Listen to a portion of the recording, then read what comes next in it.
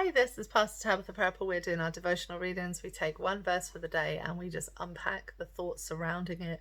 We try and give context, sometimes culture, sometimes more understanding to this idea that you can take one verse, rip it out of its culture and context, and then send it on its merry way into the world and hope that it sticks. So today we're looking at 1 Corinthians 13. So if you're a Christian, you know exactly what's coming next. It's the love chapter, love chapter. So we're doing 1 Corinthians 13 verse 1. So you know how this verse opens. I shouldn't even have to read this for you, but I will. If I speak human or angelic tongues, but do not have love, I am a noisy gong, or a clanging cymbal.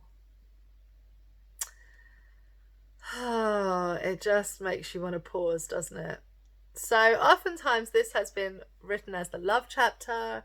It's billed as the one that's read at weddings. It's given as the reason that churches exist sometimes, but mainly we just relegate it to romantic love. But really this is about the relationship we have with one another and who we are as people and how we represent God in this world. And there is a simple challenge to the notion. If I speak, if I can do all these great, if I have a YouTube channel and I have a wonderful way of explaining the Bible, but I'm not a loving person, who cares, right? If you can articulate this, that, or the other, but you are not a loving person. And I'm not going to call any names, but there are some really famous evangelists in the world who have huge online ministries or personal ministries where they go out and they make public appearances, etc. And they have a voice. They can use words. But even in the way they use words, we have to question whether they're loving. It doesn't work, does it? You're just not doing the thing. And I think this one we need to sit with and we need to let it settle in our souls. We need to really accept that as humans, our default setting is a really self-centered one. Just look at what happens when there's a worldwide crisis. What do people go and do? They hoarded toilet tissue, hand sanitizer, they hoarded stuff, and then the poorest of our societies were left with nothing. Couldn't get flour, can't get pasta, simple foods which poorer people will need, which everybody eats, which last a long time, which are easy to store. People hoarded them, and then the weaker, the poorer, the slower didn't get anything. And isn't that sort of like the worst thing that we can do? And in fact, if we had a community attitude, we could have actually all had, because there's more than enough.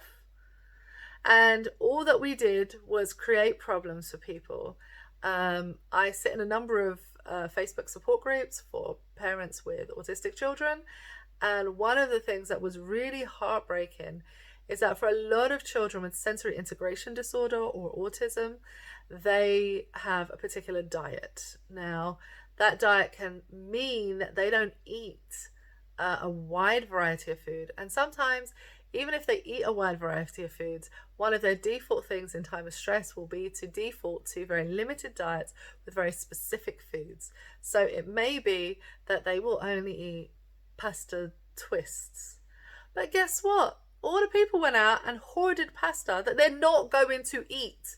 There's just you're not going to eat that within the 2-month window. You hoarded it. You could have gone out multiple times when you needed it and bought it and allowed other people. But there is this mother, father who has this child who has a limited diet anyway, who's highly stressed, who can't do something, and they can't get pasta, like the only thing the kid will eat. That was one of the most heartbreaking things, among other things, of course, behaviors. But it's such a small thing. It's so minor in the grand scheme of things, in terms of, we always think of bad people as, the intentionally wicked murderer, rapist, blah, blah, blah. That's a bad person. And I'm going to pause there, because do we really think that rapists are bad, the way that we cover up for this stuff and the fact that there's no conviction rates? Anyway, letting it go. I'm having a week, people. I'm having a week. I'm a bit frustrated this week about the world. But we don't think of those actions of going to the store and hoarding So one of our local stores hadn't had flour. Like we finally got to the point where we ran out of flour in the Netherlands, in my region, I think. Finally, because we didn't run out of things. People didn't hoard where I was. You know, there was still toilet paper on the shelves. There was still stuff. People could get food.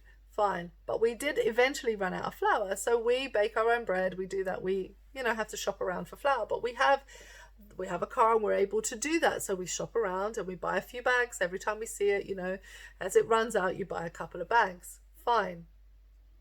So we went to the store and they got a delivery of flour. So we bought a couple of bags because we've been baking our own bread. So we used the flour. And then the person behind me, I noticed, had 2 full trays. So like the plastic didn't even open, so you took out an individual bag of flour. No, you had like 20 kilos times 2 in your trolley. And I looked and I thought to myself, why are you doing that? Like, I understand that you're over like, oh, we haven't been able to get flour. We need to get flour. We need to buy flour. Yeah, but why? Are you baking bread? Like, we are baking bread. So we are obviously baking bread, cakes, whatever, biscuits. We share with neighbours, friends, blah, blah, blah. So we're doing stuff with our flour. But we're not buying 20 kilos of flour per year, like per time. I'm not in the store hoarding, because I recognise that what about the little old lady that has to go that maybe didn't get there in time for the flour delivery and needs some flour? Like, there are other people that exist than us, and we can get by on 3 bags until the next delivery comes. No problem. Like, you couldn't do that? And I just think to myself, isn't this what it's about? You talking nice words about how we're kind people. You're talking nice words about how you've connected to others more than you connected before. But your behaviour isn't really changing. And in actual fact, we're getting worse. All I hear is people talk about, what am I going to do? How am I going to cope? What is it for my children? Me, me, me, me, me. What about everyone else in the world? And the hatred increases.